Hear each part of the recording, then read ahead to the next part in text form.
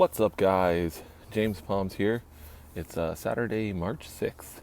And last night or this morning, somebody asked for an update on this Mexican fan palm.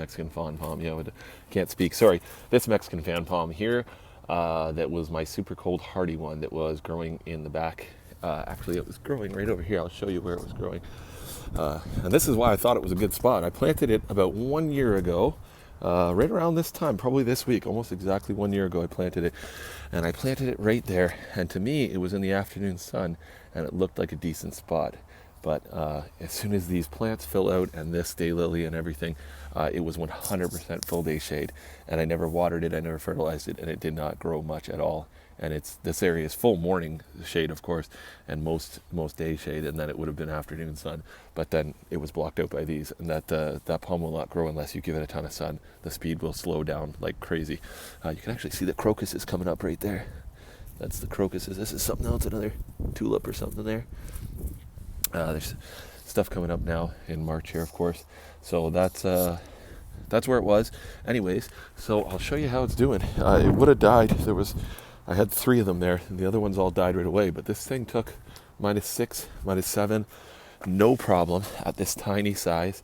And one night we got down to at least -8, if not -10, right in that range. And it took it for a long period of time. And the only thing I did was once I put just a flower pot over it.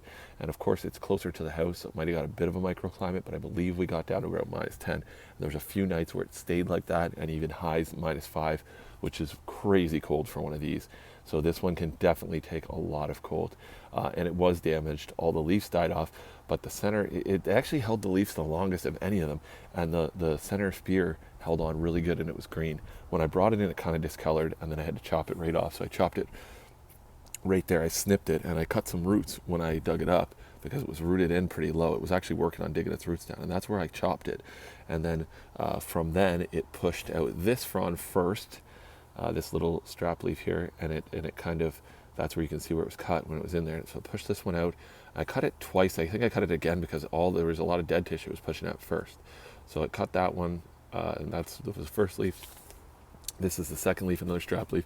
Now they would normally be a little stiffer than this, but they're under a grow LED light, so they're not getting full out day sun. But this one's looking a little better because the light is relatively close to it. So yeah, it's growing. It hasn't had the light on the entire time. It's kind of sharing it. I have lots of palms and not light for all of them. So this one has gotten a little more lately, and it looks like it's stiffening up the leaves and speeding up a little bit of growth. But that's with cutting the roots. I definitely snapped its long taproot, which went way deeper than I was willing to dig up. So, and it still tolerated that and kept growing. So that's how it's looking right now. There it is with my hand. It is still a tiny palm, but we'll definitely grow this guy on up. I can get this one. I can get some fertilizer on it, get a little speed, get some bigger pots, and I can get this one into a good size by the end of the growing season. And probably I'll give it 1 more year in a pot, and then we can put it back in the ground and see how it looks. Cat's just enjoying the afternoon sun, and so are the birds. Anyways, guys, thanks for watching. Somebody asked for an update on this one, so I figured I'd do it. Had a few minutes here. Thanks for watching. Like and subscribe. You'll have more updates. This one will be going on the ground one day, and you'll really get to see it, because we'll really push this to its limit for a Mexican fan palm, of course. Nothing that a windmill palm could not handle, but for one of these, that is quite impressive, the cold it has already taken in its tiny little life, which was a very small size. So thanks for watching. Later.